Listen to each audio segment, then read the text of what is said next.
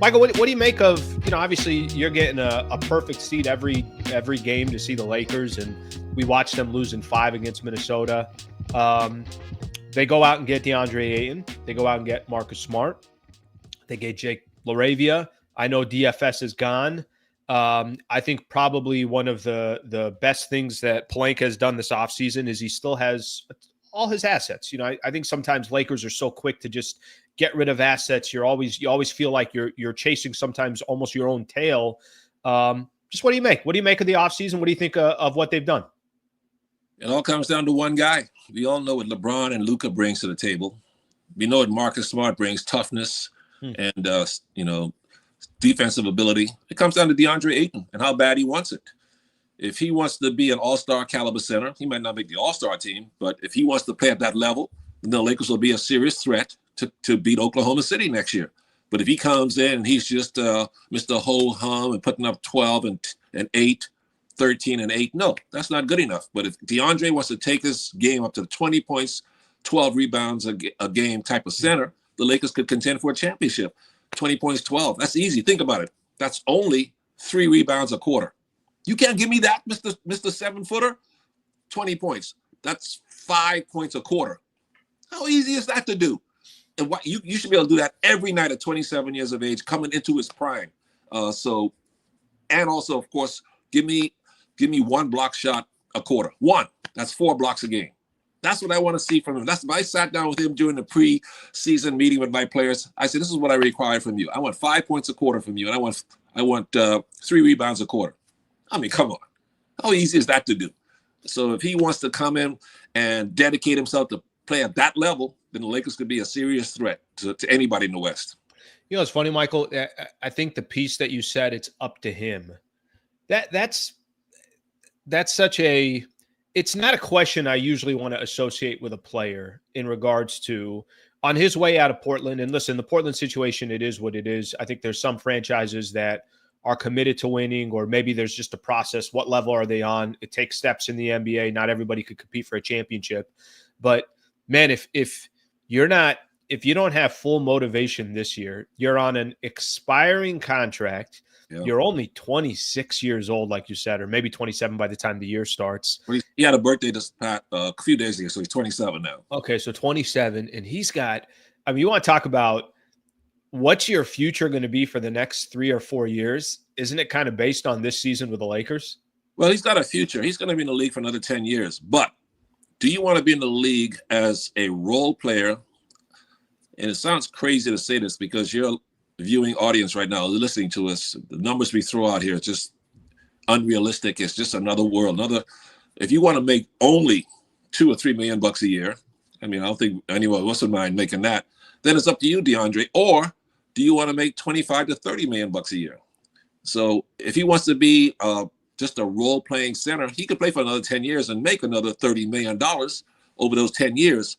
But do you want to make $200 million over these next 10 years? So it depends on how hard he plays, how well he plays, and he has the ability to make another $200 million if he shows up and plays up to his all-star capabilities, to prove to everybody why he was drafted number 1 in the draft in 2018, I believe it was. So it's all up to him, and he's made $170 million already.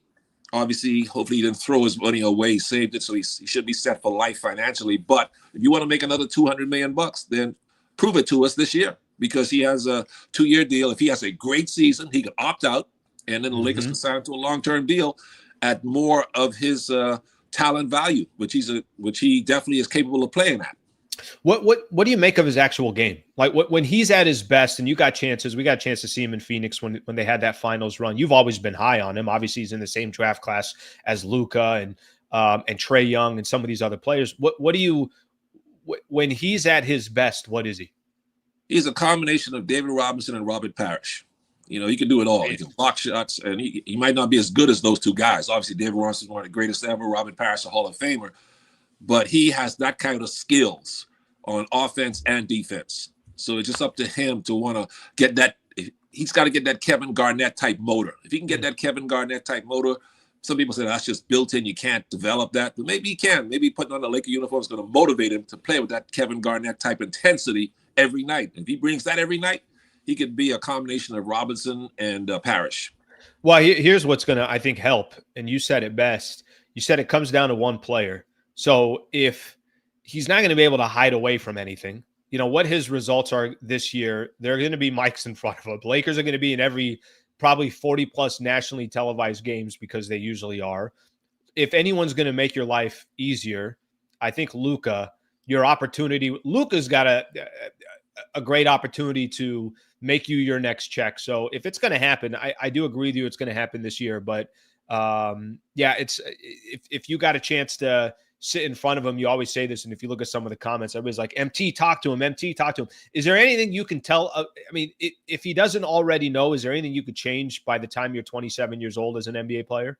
Yeah, I think so. I think if he's willing to change and understands the opportunity he has to be the Lakers center of the future, sees the name when he walks into crypto.com and sees Kareem's jersey up there and Wilt's and Pau Gasol. Sees you broadcasting. That's right. And all the Bahamians now who are going to be following him because he is a Laker. The Lakers are the Bahamas' favorite team. I know they got the Miami Heat and the Celtics and Knicks.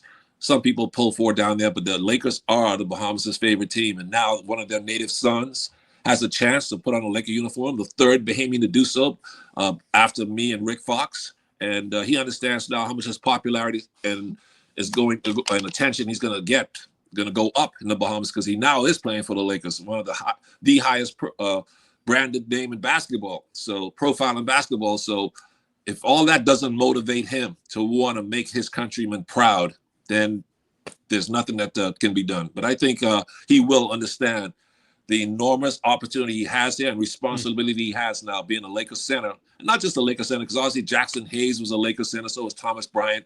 But this is a Lakers center with all-star caliber abilities, so he better play up to that ability. Number 1 overall pick, so that should say everything as far as what his capability is. You came on not too long after Lakers made the trade for Luca, and you were very blunt about what you thought about Luca's conditioning, his body, and everything else. Have you got a chance to see some of these photos of him in the offseason? And by the way, if you say yes, and I'm not impressed by it because that's how he should be. I mean, you always emphasize how, obviously how important that is for an athlete, for a player, whatever the case is. Kendrick Perkins said this a couple of days ago. I think Kendrick Perkins said he expects him to win the MVP this upcoming year. Just your take on some of the expectations for Luca this upcoming season. Yeah, I want to see what he looks like in October when he reports to training camp. When JJ Redick said we need to get in better condition next year. I don't think he's talking about LeBron. Or Austin Reeves or Jared Vanderbilt or any of those. Rui Hachimura, all those guys are in shape. No. So he should just say, hey, Luca needs to get in Kobe Bryant shape. If you're going to be the face of the Lakers franchise, you got to be in shape like Magic was, like Kobe was, like LeBron has been. That's the expectations that's required of you if you're going to be the face of this franchise. And there's no sugarcoat it. You got to tell the guy face up, say, man, you got to lose 30 pounds. You got to be the Luca we saw when you were a rookie. When you look at Luca's rookie season in the videos, he was so much quicker, lighter on his feet because he was about 30, 35 pounds lighter. And I would tell if I was JJ Redick or on that coaching staff, I say, that's the Luca I want to see in October. No excuses. This is your job. This is your build. Your body is your building. This is where you do your business. So if you can't take care of where you work, if you don't keep your building clean and maintained, I expect to be a successful business. And your body is your business, like LeBron has shown, like Kobe showed, like Michael Jordan showed. These guys had 0% body fat when they played because they understood that this is how they're going to build their empire using their body. So why don't you respect that, Luca, and come into shape and play and be the player that we expect you to be? But you have to be in shape to do it. Just ask it. Was Kobe ever out of shape? Was Magic? No. Those guys came in and could run and play all day. And that's, I think that comes from you. That's the expectations he walked into once he took over that's the face of the Lakers for the next X amount of years. And if the conversation is he in shape? Is he not in shape? It's like, all right, well, how are they going to how is the conversation going to be about winning a championship if you're not in tip-top shape? So inexcusable, man. Inexcusable. There's no reason for an athlete to be out of shape. This is how you make your money. And if you expect to see that check and that direct deposit every month or twice a month, then as an owner, I expect you to be in the best shape of your life.